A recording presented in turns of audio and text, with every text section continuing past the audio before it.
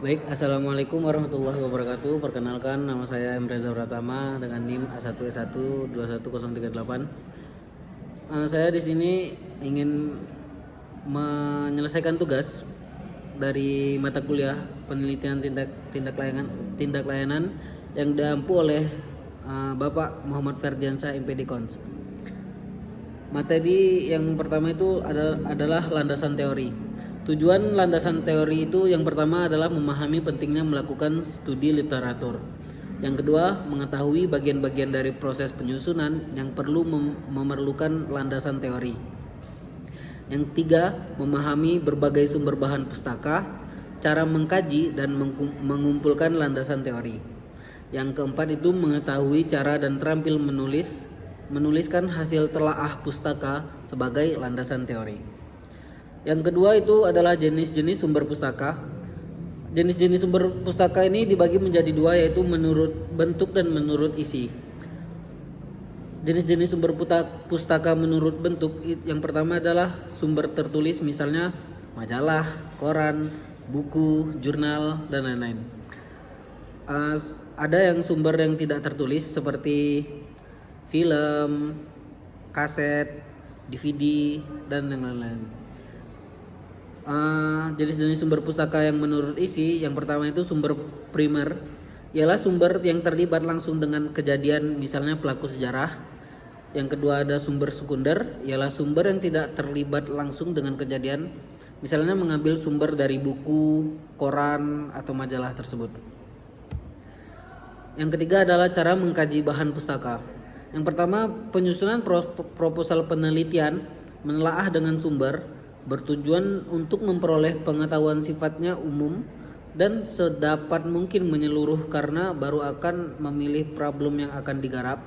Yang kedua, penyusunan laporan penelitian di dalam menelaah bahan pustaka sudah digiring perhatiannya oleh permasalahan yang ditekuni, yaitu terpecahnya problematika penelitian yang sudah dirumuskan serta sudah dicari datanya. Selanjutnya ada bagian-bagian yang penting di dalam kajian pustaka.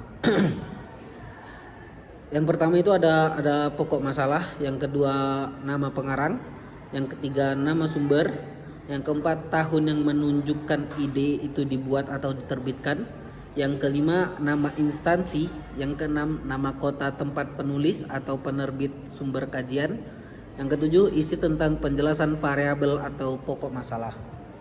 Selanjutnya ada pedoman penyusunan landasan teori. Yang pertama, landasan teori hendaknya lengkap meliputi konsep dan variabel yang ada di dalam permasalahan penelitian yang kalian angkat. Kedua, penjelasan dimulai dari yang umum kemudian mengarah pada alternatif yang dimaksud, langsung pada intinya. Yang ketiga, sumber tidak hanya menyangkut bidang tertentu dan dapat juga diambil dari bidang yang lain dan relevan. Selanjutnya adalah cara menuliskan hasil kajian. Yang pertama, cara menuliskan hasil kajian pustaka dalam bagian ini ada dua hal pokok, yaitu cara menuangkan hasil kajian di dalam isi bahan dalam bentuk narasi dan cara mempertanggungjawabkan pengambilan hasil kajian atau kutipan bagi orang lain maupun penulis. Selanjutnya ada kajian terdahulu yang relevan.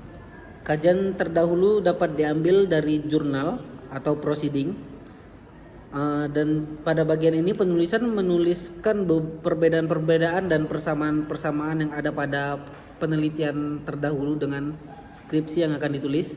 Kemudian juga penulis menyajikan kesimpulan hasil dari penelitian terdahulu.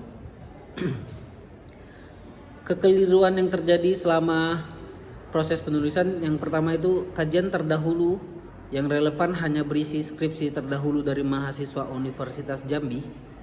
Yang kedua, ketidakjujuran penelitian dalam menampilkan penelitian terdahulu yang memang sama dengan penelitian yang dilakukan untuk menghindari tuduhan plagiat atau plagiatisme tersebut. Baiklah, mungkin itu saja yang dapat saya jelaskan pada video tugas pada hari ini. Kurang dan lebihnya mohon dimaafkan. Wabillahi taufiq wal hidayah. Wassalamualaikum warahmatullahi wabarakatuh.